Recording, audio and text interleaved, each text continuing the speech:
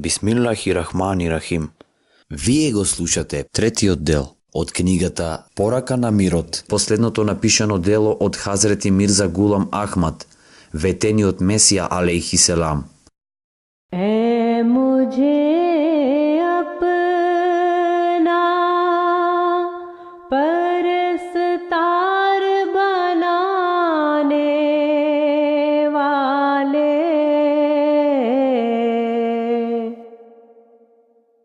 जोत एक प्रीत की हृदय में जगाने वाले. Исто така, меѓу хинду следбениците од подоснежното доба бил еден по името Баба Нанак, чија светост во оваа земја станала популарна. Неговите сики, следбеници ги има повеќе од 2 милиони. Баба Сахиб отворено тврдел дека примил Божја објава, како што е наведено во неговата автобиографија и во грантот Светата книга на сиките. Во една од своите автобиографии тој тврди дека ја примил објавата од Бога, сведочејќи за вистинитоста на исламот. Врз основа на ова, тој направил хаџ, ходочастие во Мека и во целост ги следел исламските прописи. Утврдено е, без двоумење, дека тој покажал возвишени чуда и знаци. Нема сомнеш дека Баба Нанак бил свет и побожен човек. Тој бил еден од оние кому Бог Джелешануху, возвишен, заносен, му направил мастрав за пијалокот на својата љубов.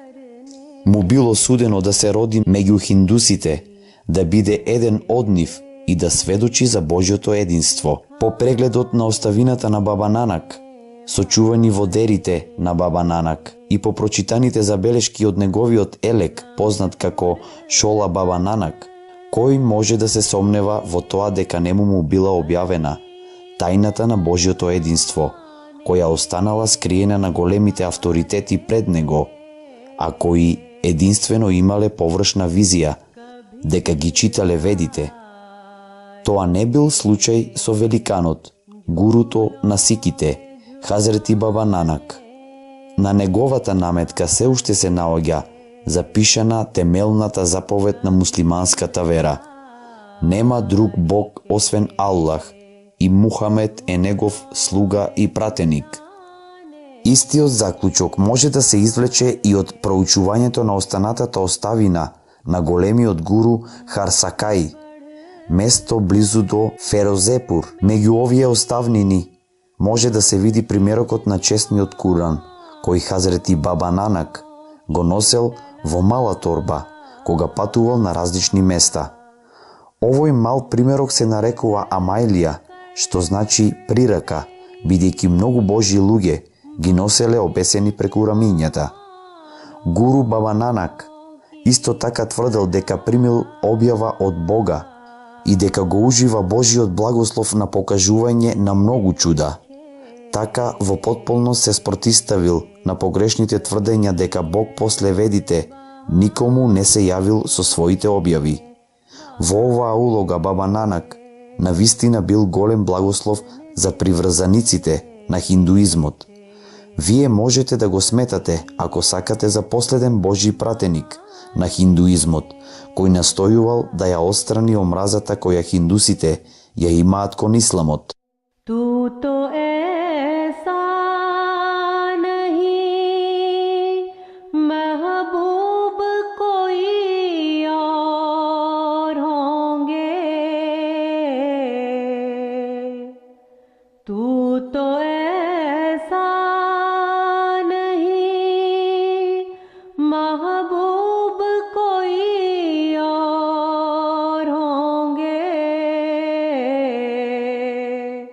Но трагично за оваа земја е што хиндусите не научија многу од учењето на овој Божји благослов, кој дојде во личноста на Баба Нанак. Напротив, зналците му зададоа многу болка, прекорувајќи го дека каде и да оди го воздигнува исламот. Всушност, неговата мисија беше да го доведе хиндуизмот и исламот во состојба на взаемен мир. Жално е, меѓутоа, дека никој не обрнал внимание на неговите благородни напори. Ако нему или на неговото побожно учење му беше укажано почитување, хиндусите и муслиманите досега ќе беа обединети. О, колкава е тагата што еден така праведен човек дошол на овој свет, останал со нас и умрел, а неразборитите не постигнаа никаква добробит од неговото светло. Сепак, без тронка сомнеш, тој покажал дека институциите на објавата и соединувањето со Бога никогаш нема да престанат и Божите знаци ќе продолжат да се покажуваат преку неговите избрани луѓе. Честниот Баба Нанак го потврдил фактот дека непријателството кон исламот е непријателство кон вистината и светлината.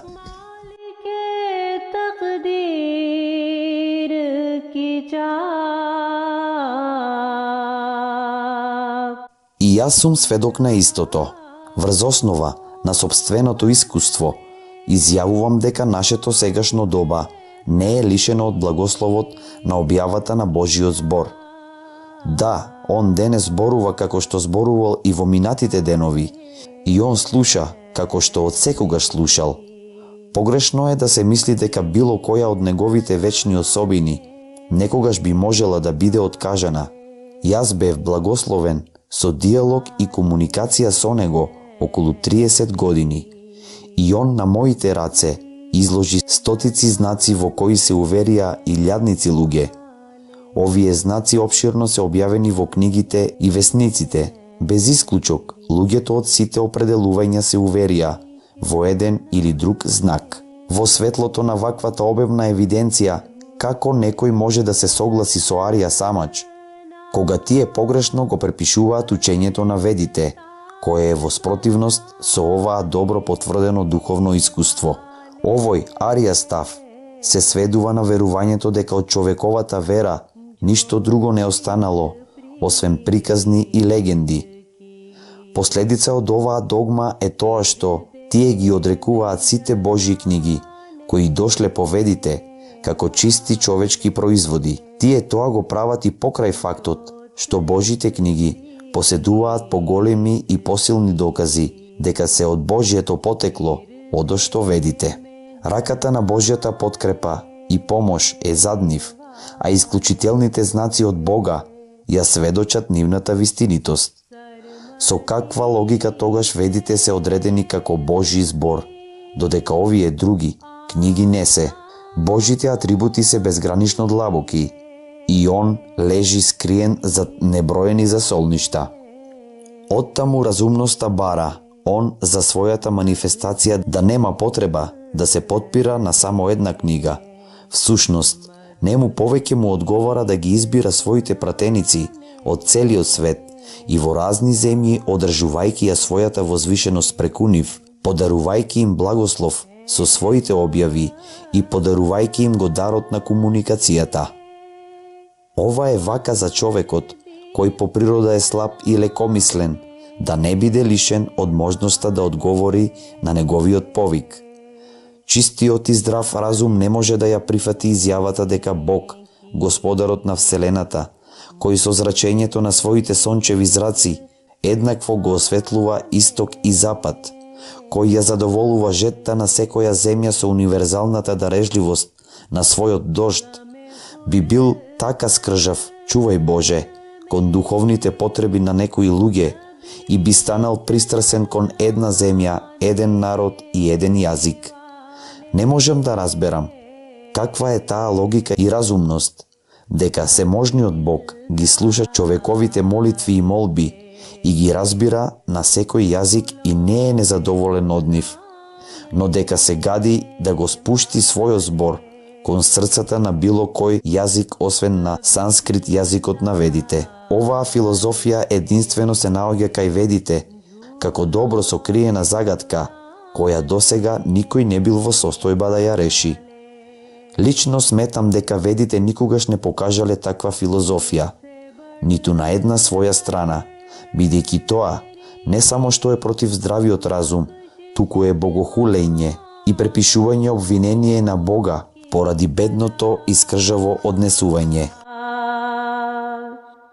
मुझसे बढ़कर मेरी बख्शिश के बहानों की तलाश।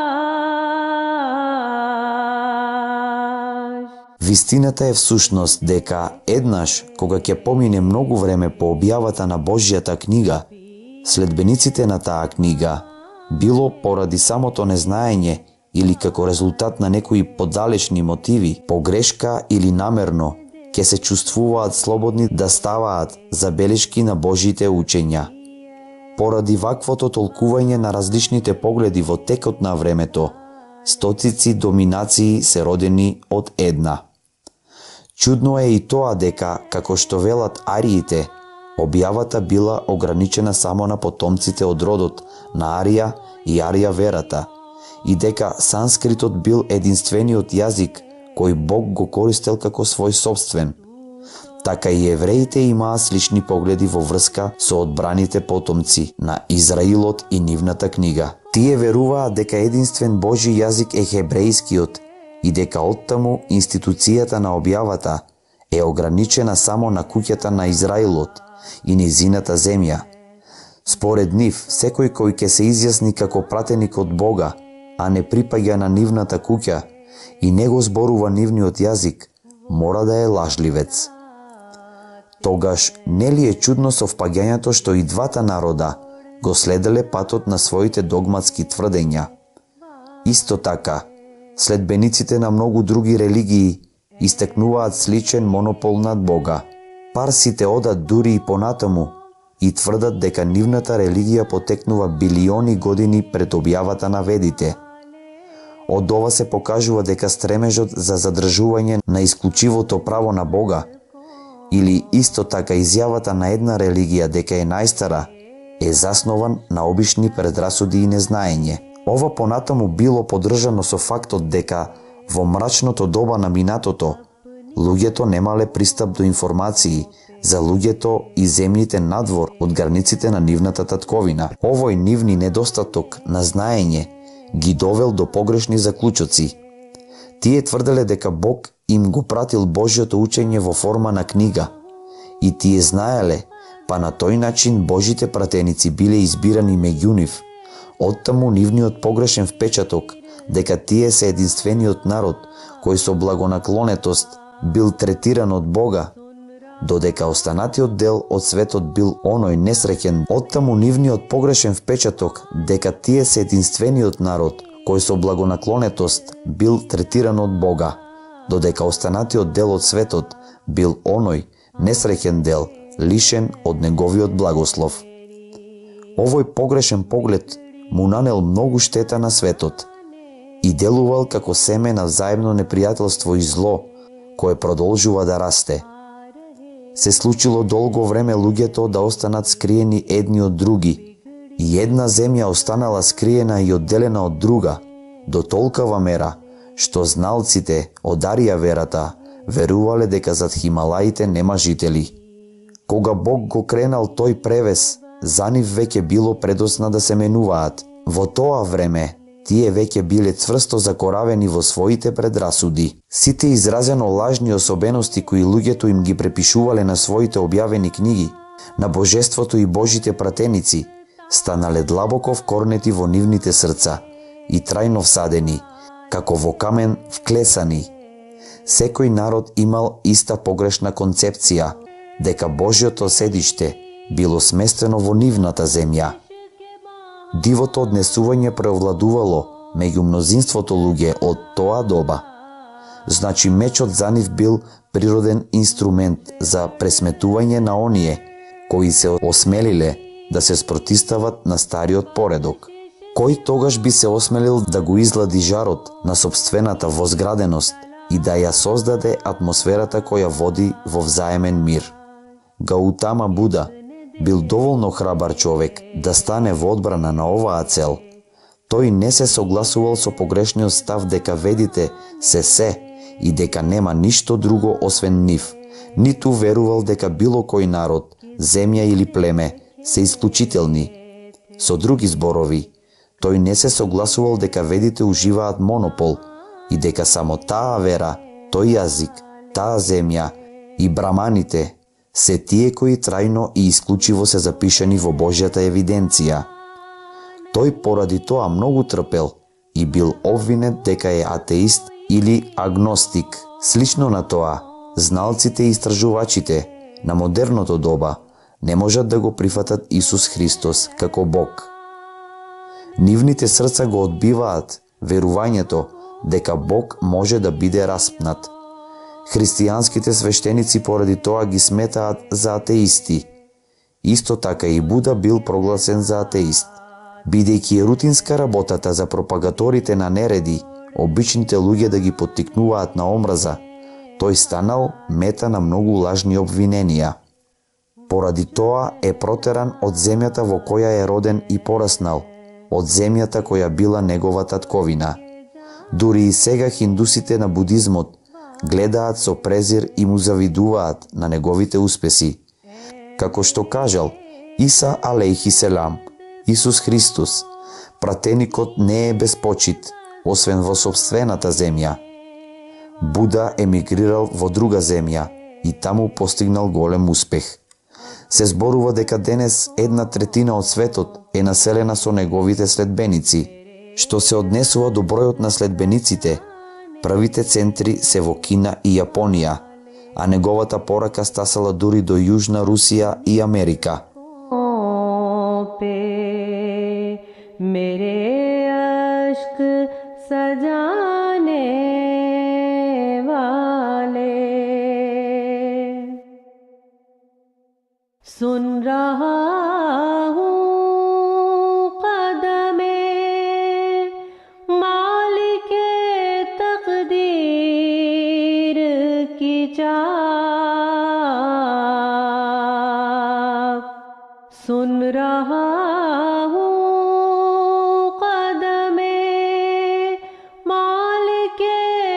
तकदीर की चाह,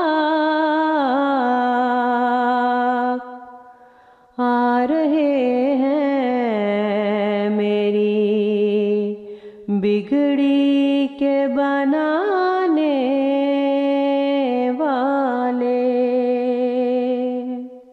आ रहे हैं मेरी बिगड़ी के बनाने वाले, आ रहे हैं मेरी बिगड़ी के बनाने वाले. Денес го завршивме третиот дел од книгата Порака на мирот. Еселаму алейкум.